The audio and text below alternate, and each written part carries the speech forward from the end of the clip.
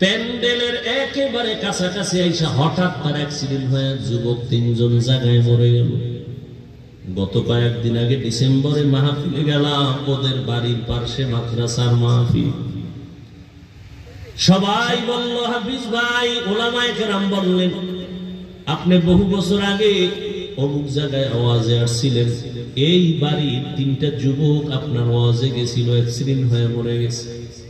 কলিজা দিয়া দোয়া করলাম, ও বাবা, তুমি এখন বের হইয়া বাসায় পর্যন্ত যাওয়ার গ্যারান্টি তোমার হাতে নেই।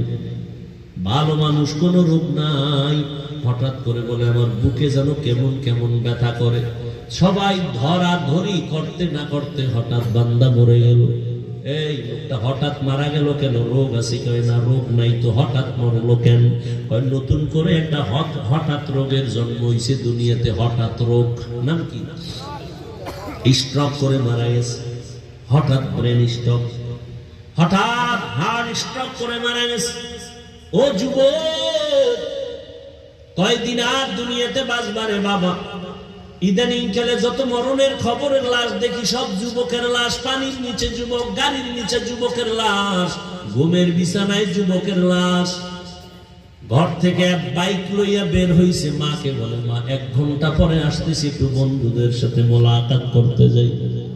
2 ঘন্টা পরে কে জানো মায়ের মোবাইলে টেলিফোনে আওয়াজ দিয়ে কয়, তাড়াতাড়ি আসো, তোমার সন্তানের লাশটা নিয়ে যাও। ও আল্লাহর বান্দারা, অতএব কয়দিন আর গুনাহ করবা, এখনো কি আল্লাহর ভয় তোমার অন্তরে আসবে না? মা বাবারে আর কত কষ্ট দিবা? এখন থেকে তৈরি হইয়া যাও, জাহান্নামের আগুন সহ্য করতে পারবা না। আল্লাহর কোরআন সত্য, গুনাহগারের জন্য জাহান্নাম আল্লাহ রাখছেন তাও সত্য, নেক আমলওয়ালার জন্য শান্তির ঠিকানা জান্নাত তাও সত্য। ও আল্লাহর বান্দারা, এই যুবকেরা, আমি যদি আজকে তোমার মতো প্যান্ট শার্ট টাই লাগায় দাড়ি কামায় রাস্তায় ঘুরতাম, কেউ আমারে বাধা দিত না। এই টুপিটা মাথায় দিলে মাথা গরম লাগে, তোমার থেকে কম বুঝি না, এরপরও কেন টুপি ভালাই না? সরকার আমাকে বেতন দেয় না গোপনে, বরং এই টুপির কারণে কত গালি, কত গালি। দাড়িটার কারণে যৌবনের ভাব চলে যায়, তোমাদের থেকে কম বুঝি না, তারপরও কেন দাড়ি ভালাই না? লম্বা জামাটা গায়ে দেওয়ার কারণে শরীরটা আটকা আটকা লাগে, তার উপরও কেন সারি না রে বাবা? এই শীতের মধ্যে ঠান্ডা পানি দিয়ে ওযু বানাইয়া নামাজ পড়তে কত কষ্ট, তারপরও নামাজ সারি না। কারণটা কি বাবা? একমাত্র কারণ, আল্লাহর কোরআন সত্য, নবীর কথা সত্য, গুনাহগার জাহান্নামে যাবে তাও সত্য। ওই অন্ধকার কবরে গেলে প্রশ্ন 3টে করা হবে, রবের পরিচয় দাও, ধর্মের পরিচয় দাও, রহমতের নবীর পরিচয় দাও। যারা দুনিয়াতে আল্লাহর হুকুম মতো চলবে না, তারা কবরে গিয়ে বলবে, হা হা লা আদরি, আমি কিছুই জানি না। আল্লাহর নবী বলেন, আল্লাহর আওয়াজ, কুদরতের আওয়াজ। যারা জবাব দিতে পারবে, দুনিয়াতে যারা রবের গোলামি করিয়া মরবে, তারা বলবে, রব্বি আল্লাহ, আমার রব আল্লাহ। যারা দুনিয়াতে ইসলাম মেনে চলবে, তারা কবরে গিয়া জবাব দিবে, দীনিয়াল ইসলাম, আমার ধর্ম ইসলাম। নবীরে দেখেই চিনে ফেলবে, তো আমার মায়ার নবী, যাকে না দেখে আমি তার মহব্বতে টুপি পরলাম, দাড়ি রাখছি, তিনি তো আমার এই মায়ার নবী। সাথে সাথে গাইবি আওয়াজ, আল্লাহ ডেকে বলবে, ফেরেশতা, আমার বান্দারে আর জিজ্ঞাসাবাদ করিও না, কবরে বিছানা দিয়ে দাও, জান্নাতের সাথে রাস্তা বানায় দাও। আমার বান্দা এখন ঘুমাবে, কিয়ামত পর্যন্ত কেউ তার ঘুমে ডিস্টার্ব আর করবে না। আর আল্লাহ না করুন, যারা রবের গোলামি না করে কবরে যাইবারে বাবা, যখন প্রশ্ন করা হবে, সবাই গুনাহগারেরা বলবে, হা হা লা আদরি, আফসোস আফসোস, আমি কিছুই জানি না। আমার আল্লাহ নবী বলেন, আল্লাহ রাগান্বিত হয়ে কুদরতের আওয়াজ দিয়ে বলবে, ফেরেশতা, এই বান্দারে আর জিজ্ঞাসাবাদ করিও না, সুযোগও দিও না। আমি আল্লাহ দুনিয়াতে কম ছাড় দেই নাই।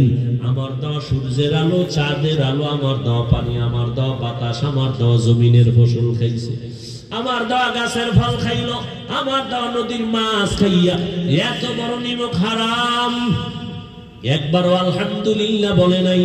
ওলামায়ে কেরাম পায়ে ধরে ধরে নামাজের দাওয়াত দিত, একবেলার নামাজ পড়ে নাই। এখন আর ছাড় দিও না, কবরের মধ্যে জাহান্নামের বিছানাটা দিয়া দাও। জাহান্নামের সাথে রাস্তা বানায় দাও। ও যুবক বাবারা, একটু মেধা খাটাইয়া চিন্তা করিও রে বাবা। ঘুমের মাঝেও তো কত মানুষ মরিয়া যায়।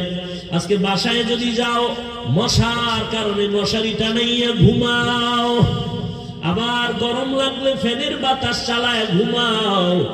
আল্লাহ না করুন গুনাহ নিয়ে যদি কবরে যাও,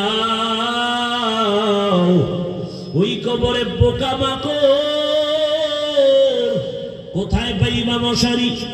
জাহান্নামের আগুনের তাপ আর গরম কোথায় পাইবা ফ্যানের বাতাস?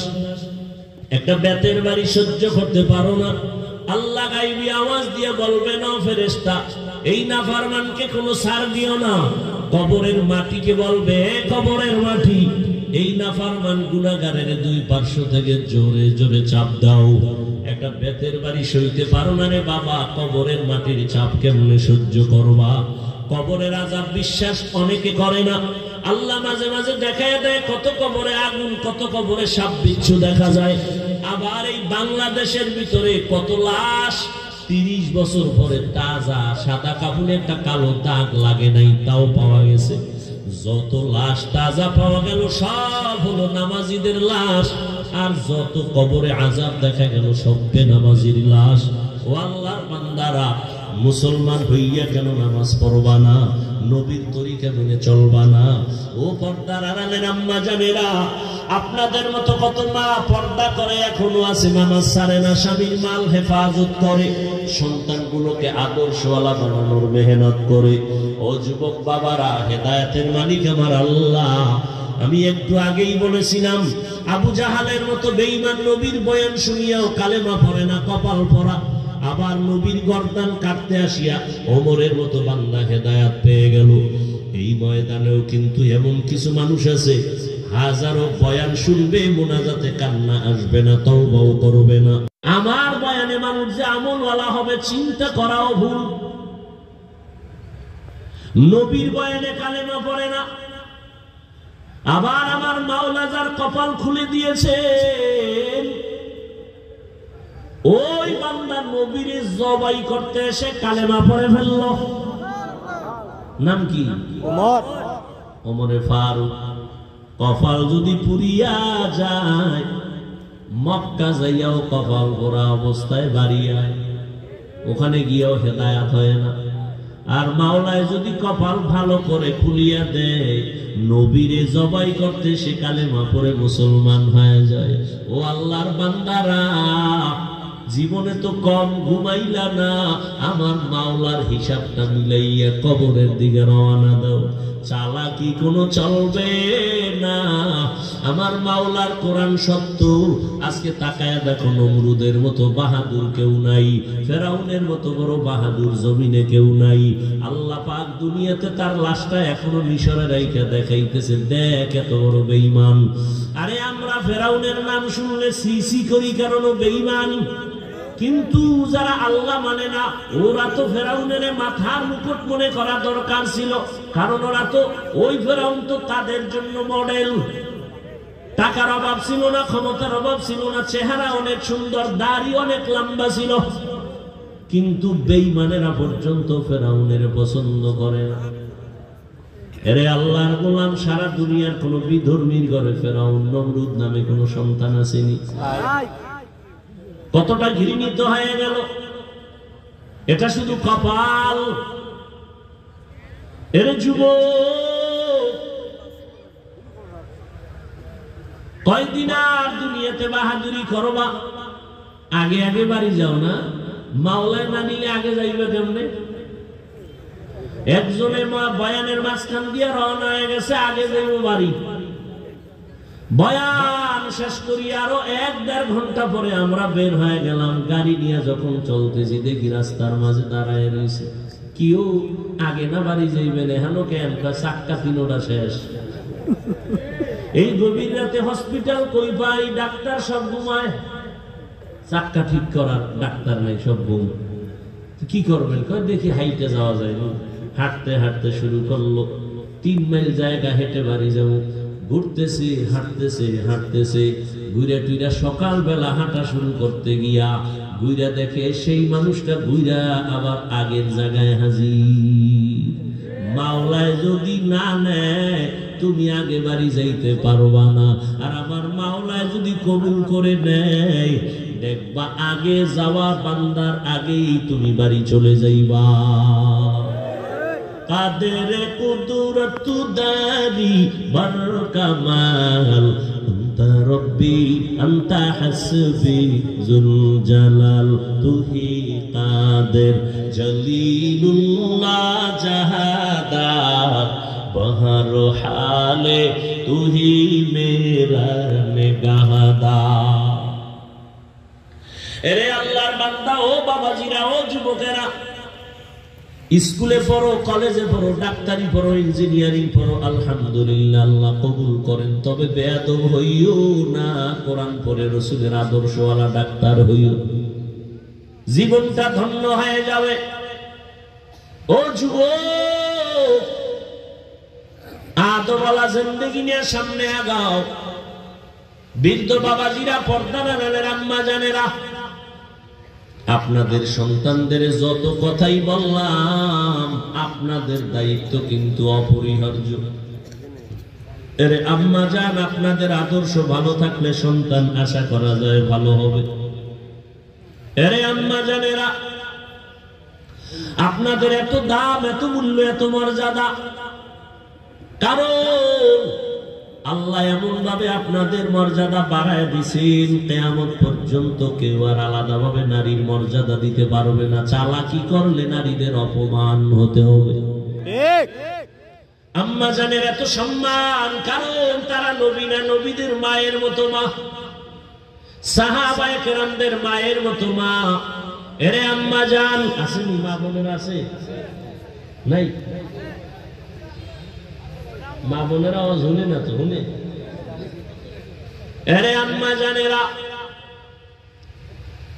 আপনারা আম্মা জান আয়েশা রাদিয়াল্লাহু তাআলা আনহার মতো নারী, ফাতেমা রাদিয়াল্লাহু আনহার মতো নারী, আয়েশা এবং খাদিজা রাদিয়াল্লাহু আনহার মতো নারী, ইসমাঈল নবীর মা হাজরা আলাইহিস সালামের মতো নারী। এরে আম্মা জান, যেই ফেরাউন আল্লাহর সাথে চ্যালেঞ্জ দিয়ে নিজের খোদা দাবি করলো, ওই ঘরে আপন স্ত্রী আসিয়া আল্লাহর জান্নাতি বান্দি হয়ে কবরে গেল। ওগো নবীর উম্মতেরা,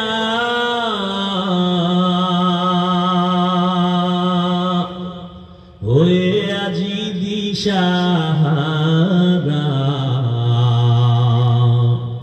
কোরআন হাদিসের চলো যখন যাহা চায় মনে, নবী বিনে কে তারবে পুলসিরাত মিজানে, নবী বিনে কে তারবে পুলসিরাত মিজানে। এরে নবীর আশিক ও উম্মতেরা, ও যুবক, জীবনে তো অন্যায় কম করো নাই। মাও জানে না, বাবাও জানে না, কেউ জানে না তোমার আমার গুনার খবর।